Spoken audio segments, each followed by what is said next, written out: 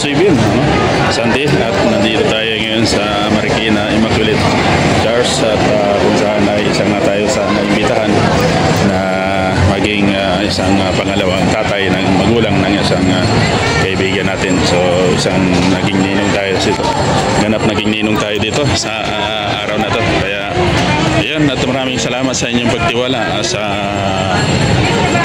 pagtiwala sa akin bilang isang pangalawang magulang.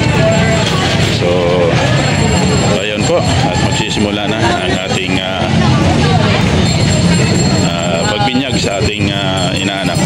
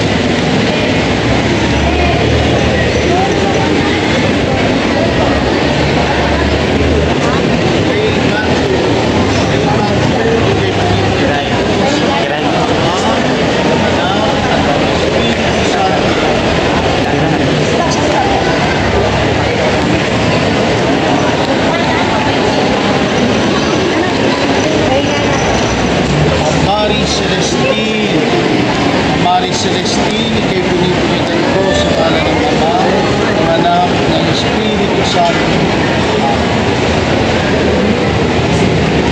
Kapuandaan, pabalik na ng kapuan.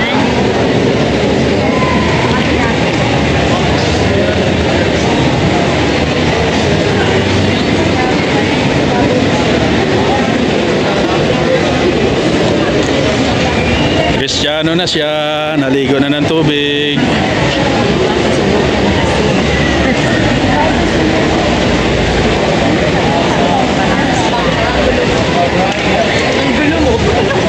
Sa daming ginanyagan ngayon sa araw na to, sa linggo na to. Ayan, haba ng pila na bininyagan.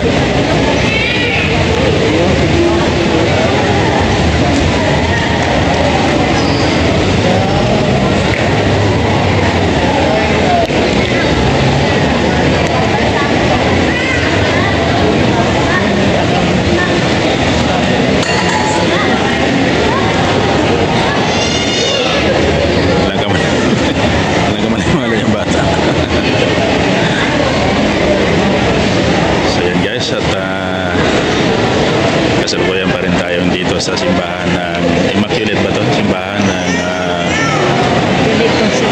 Immaculate Conception ito. At napakaganda ng simbahan nila dito sa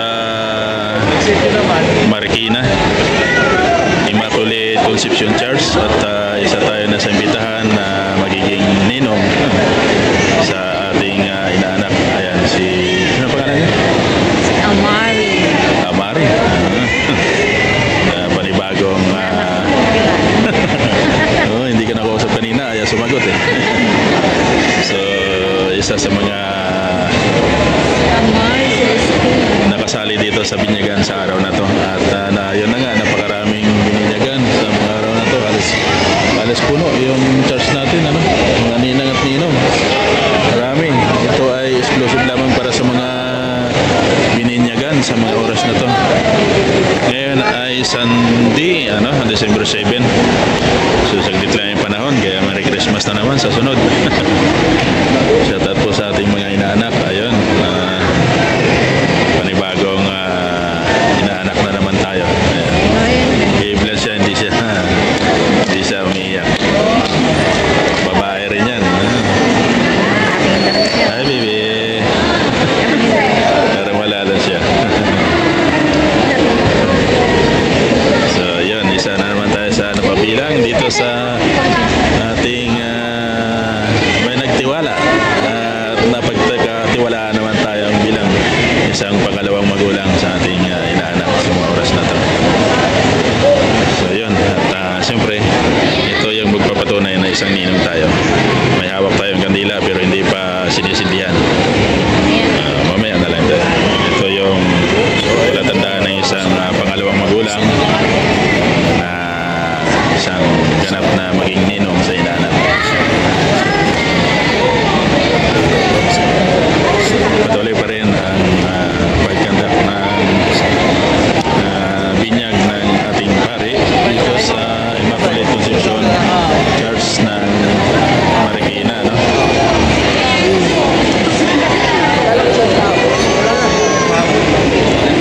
Pangalawang tatay sa iyong inaanak. So, ang isang kandila na yan ay bilang isang simbolo ng ating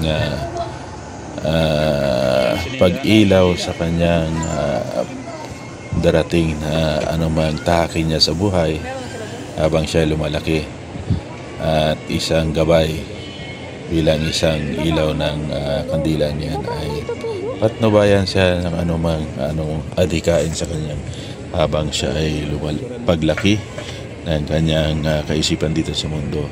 Ngunit sa ngayon ay isang sanggol pa lamang siya. So, at ang tanging wish ko lamang sa iyo, inaanak, dahil sa araw na to, isa ka na ang Kristiyanong bata na manatiling may salita ng Diyos sa inyong katawan. Bigyan ka ng malusog at malakas na katawan at pagpalain ka sa iyong malaki, masaganang buhay at marangyang buhay at makapagtapos ka ng pag-aaral.